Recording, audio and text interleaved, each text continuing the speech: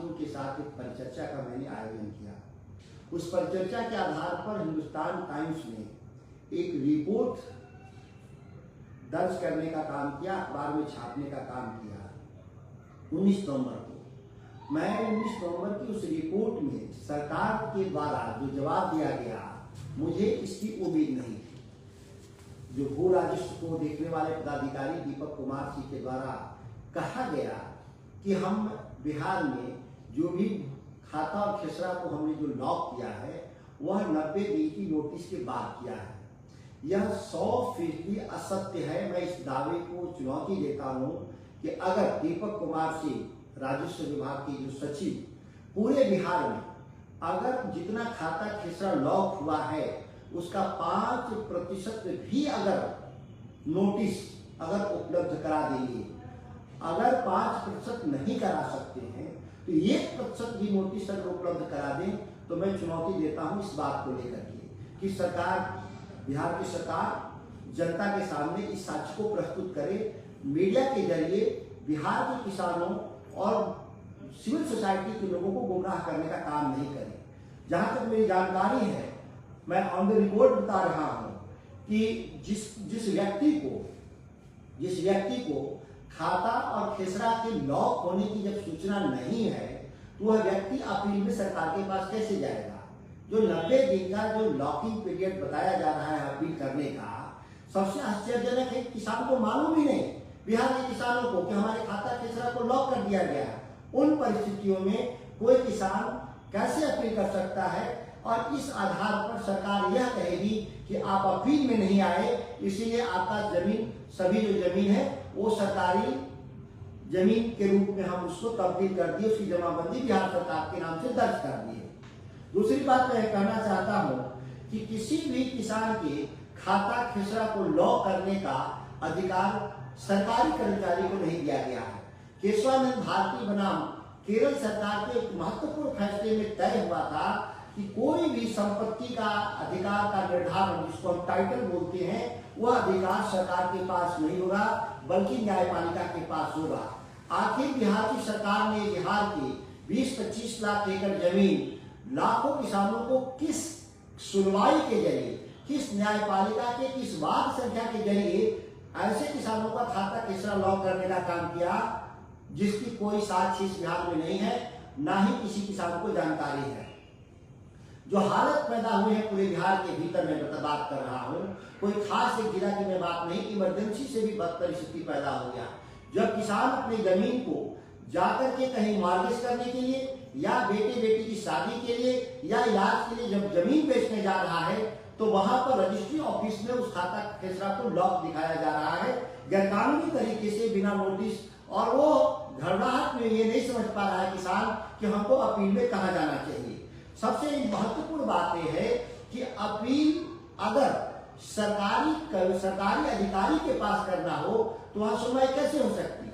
एक लोकतंत्र में, या हम मानते हैं कि न्यायिक प्रणाली में विधायिका, कार्यपालिका और न्यायपालिका का सेपरेशन ऑफ पावर के जरिए अधिकार दिए गए हैं। सरकार के खिलाफ सरकार के पदाधिकारी के यहाँ कोई अपील का औचित्य नहीं रह जाता। इसीलिए कहा गया था कि हमारे जो भी चैलेंज होंगे वह हमारे मुंसफ कोर्ट में चैलेंज होंगे।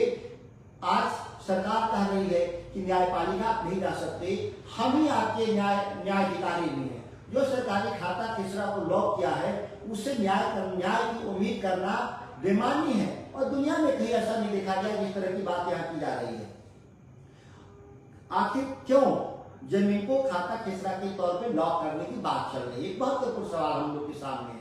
सबसे महत्वपूर्ण सवाल है कि बिहार की सरकार, नीतीश कुमार सबसे बड़ा भूमाफिया बनना चाहते हैं, जो इस बिहार के कमजोर लोगों के, गरीब लोगों के, किसानों की 20-25 लाख एकड़ जमीन जब्त कर करके एक लैंड बैंक बनाना चाहते हैं और देश के जो धन्ना सेठ और कारोबारी हैं उनको पौड़ियों के दाम तो छोड़िए मुफ्त में देने का षड्यंत्र इन लोगों ने रचा है, जिसकी हम लोग खुलासा करने के लिए हम लोगों ने उस सम्मेलन को करने का काम किया था।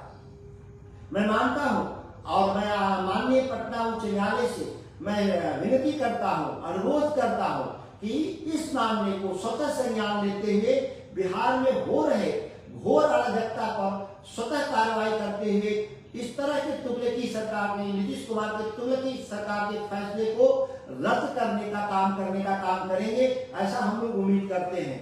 संविधान और सुप्रीम कोर्ट ने बार बार स्पष्ट किया है कि कोई भी जमीन का मालिकाना हक तय करने का अधिकार हमेशा से ही न्यायपालिका को रहा है, न कि सरकार को रहा है। अगर हम पूरे इस मामले में देखें तो न्यायपालिका के संज्ञान में यह पूरा कहीं मामला नहीं है खाता खिसरा लॉ करने का। सरकार के मौखिक आदेश से जो मुझे सूचनाएं मिली है कि जिलाधिकारियों ने सरकार के मौखिक आदेश से ऐसा काम करने का गैर कानूनी काम किया है। मैं उन सभी अधिकारियों को चेतावनी दे रहा हूं जो बिहार के ऐसे लोग गैर कानूनी काम में लगे हैं कि अगर आपके पास लिखित आदेश नहीं है नीतीश कुमार के द्वारा तो आप इस तरह के गैर कानूनी काम में लगेंगे तो आप भी दंडित होंगे और आपकी सरकारी नौकरियां चली जाएंगी। इस बात का मैं आपको विश्वास दिलाता हूं और हम पूरे राज्य भर में किसानों के साथ हम लोग यात्रा करेंगे और सरकार की जो तुगलकी जो आदेश है उसका हम फोड़ खोल अभियान चलाने का काम करेंगे। उस 16 तारीख के जो महत्वपूर्ण जो हमारे किसानों के साथ जो सम्मेलन था उसमें हम 3 बिंदुओं पर खासतौर से सरकार से जवाब मांगना चाहता था, जिसका कोई भी जवाब सरकार ने देने का काम नहीं किया। 3 महत्वपूर्ण बात मैंने कहा था कि सर्वे अथॉरिटी के पास जमीन की मिल्कियत तय करने का अधिकार दिया गया है कि नहीं। दूसरा हमारा सवाल था कि जमीन के किस्म का निर्धारण करने का अधिकार दिया गया था कि नहीं। और तीसरी बात, अपील का अधिकार जो शुरू से ही ट्रायल और सेशन कोर्ट के जरिए था, जिसमें एविडेंस टेस्ट करने के लिए बकायदा इनबिल्ट उसकी ताकत होती है। आप जो सर्वे अथॉरिटी को कर रहे हैं, सर्वे अथॉरिटी के द्वारा पास किए गए आदेश को आप सीधे कर रहे हैं कि उच्च न्यायालय जाना होगा। सभी लोग को मालूम है, देश के जो भी कानून के समझदार लोग हैं, कि माननीय हाई कोर्ट और सुप्रीम कोर्ट अपील कोर्ट है, न कि वह ट्रायल और सेशन कोर्ट है। और बिना ट्रायल और सेशन का कोई भी एविडेंस टेस्ट करने का कोई तरीका नहीं है। परिणाम क्या निकलेगा कि जमीन सर्वे के बाद बिहार जैसे राज्य में कम से कम केसों की सुनवाई में 300 साल से ज्यादा लगेंगे। कई पीढ़ियां उसकी गल जाएगी, खप जाएगी।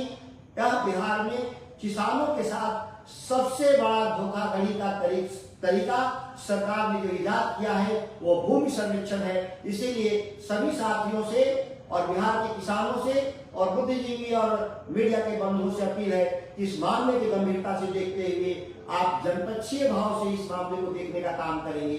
मैं सभी लोगों को मैं नमस्कार कर रहा हूँ।